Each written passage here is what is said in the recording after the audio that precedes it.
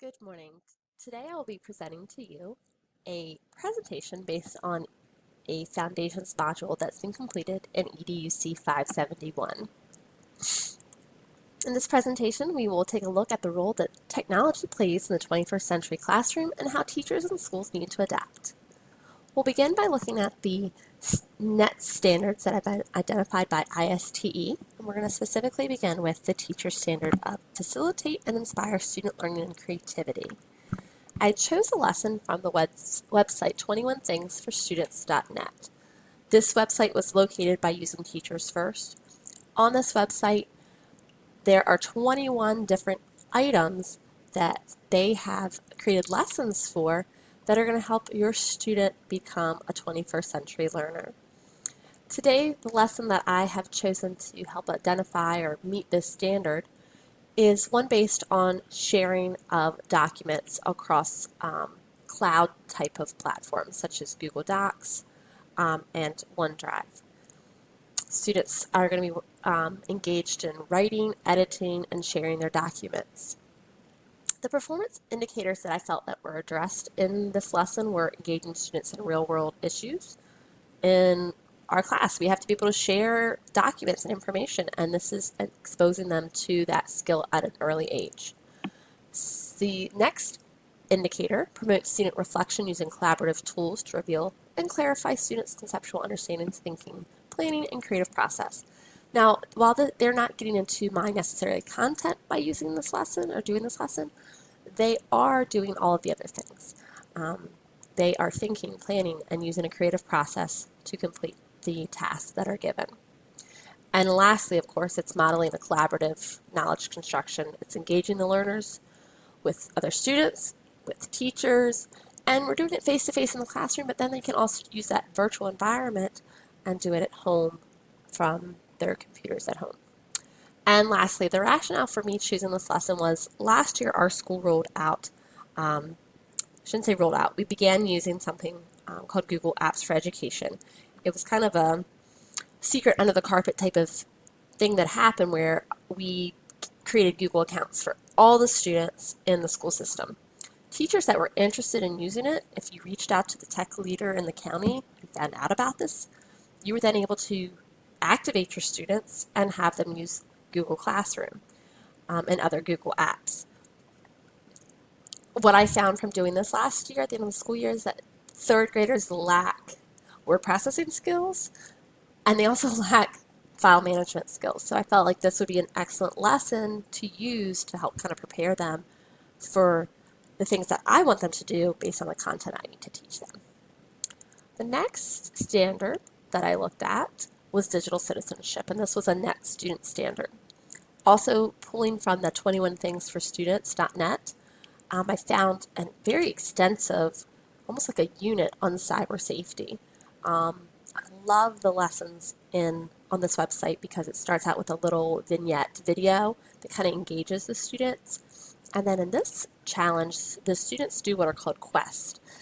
And they have to do a series of them to become a digital citizen.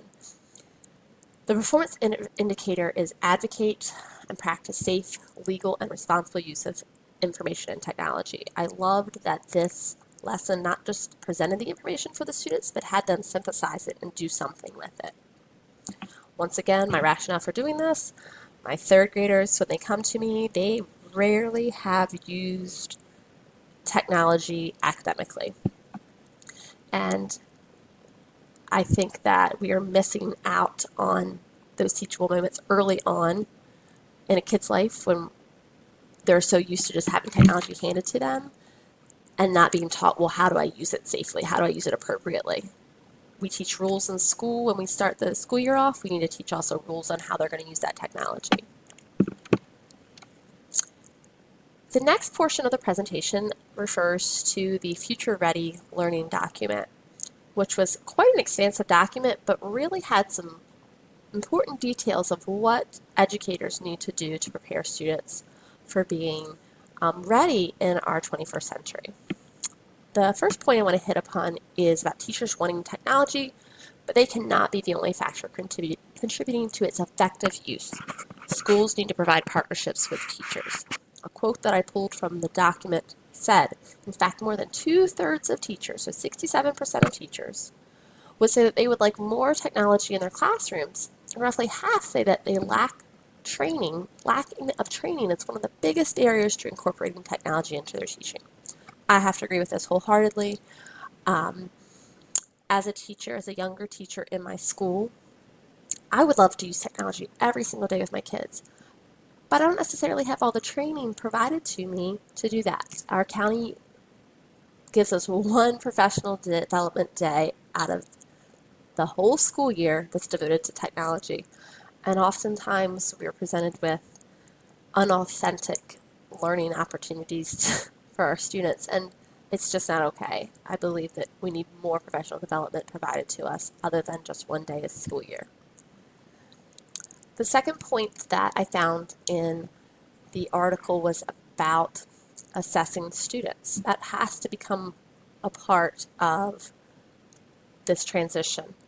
Assessing student work in the 21st century should really change dramatically. It should be a better situation. We should be able to enhance our learning for our students. We should be supported. We should be able to give real-time data and provide a dynamic learning environment for our students, because once they're doing something online, they can get instant feedback and then kind of have that personalized learning path where they can take it somewhere else based on how they did. What the article offered was that states, districts, and others should design, develop, and implement learning dashboards, response systems, and communication pathways that give students, educators, families, and other stakeholders timely and actionable feedback about student learning to improve achievement and instructional practices. And what you'll find as we go to about 2 slides from now, Baltimore County Public Schools is kind of doing this. Point number 3 is about access to technology and the internet. They are necessary for students to be able to compete and to learn. We hear it time and time again, the haves versus the have-nots. Reliable connectivity should be like water and electricity. It is foundational to creating an effective learning environment. Students and teachers cannot take advantage of the opportunities to connect and engage globally or leverage high-quality learning resources without consistent and reliable access to the internet. And I'll take that a step further and say also devices. You can't just have the internet and not have the devices for the kids to use. And you can't have the devices and not have the internet for the students to use. We are disservicing our students if we are not providing them with these opportunities and using them authentically. So some innovations from across our country. Right here in Maryland, Baltimore County Public Schools rolled out a one-to-one digital initiative where they were providing their students with a 2-in-1 device almost. It's a laptop and tablet mixed together. They set out like a 5-year plan. They called it Blueprint 2.0. Had lots of stakeholders involved in creating that. They had kind of went about it, let's attack our infrastructure, let's create an environment that is going to be beneficial to rolling out these devices, and then let's train our teachers into integrating these. The plan was that by the end of 2015, so December, that every school in the county was going to have their devices, and this article was probably published before then. I'm not sure if that actually did happen. But what I was talking about a moment ago, this STAT, Students and Teachers Assessing Tomorrow, this is kind of like that platform where it's a digital portfolio for each student. And lots of different things get pulled into that so that everybody can kind of see a big picture of that student. Similarly, in California, in the Vista Unified School District, they also were rolling out devices to get them in the hands of all of their students. The biggest issue there was the lack of training. Teachers were feeling frustrated, and so they then began to partner with another district in California, and they started training with their principals and their tech leaders called Leading in a Blended World. It was an 8-month training process. They got trained on digital citizenship, blended learning, 21st century skills, and Web 2.0 tools. Those resource teachers and principals then went back into the schools and started training their teachers. Did it over professional developments, faculty meetings. It was a slow process, but by the following school year, they were in the position where the teachers could start using the technology more efficiently, and then they got training as the year was going on, side by side from their trainers. They even would come in on Saturdays and receive training. As a result, that county ended up hiring 4 teachers as technology integration experts. I am assuming they kind of fed into different schools. Difference between these two stories: in Baltimore County, every single school had a tech expert, which I think is a more efficient way to get the job done. So some conclusions. As teachers in the 21st century, we not only have to teach our content, but we also must consider the ISTE standards when we are teaching. Teachers, schools, and stakeholders must all play a role in creating learning environments that meet the ISTE standards. Districts need to create plans to address the ways in which teachers will use technology to teach students. So we need proper training. Administrators will be leaders in their roles for technology integration. So they can't just be thinking about just content. They got to also think about how are we going to address that content using technology. Stakeholders are going to find ways to support our infrastructure for changes. We need commissioners, county commissioners, we need policymakers to find ways so that we can transition our students into the 21st century.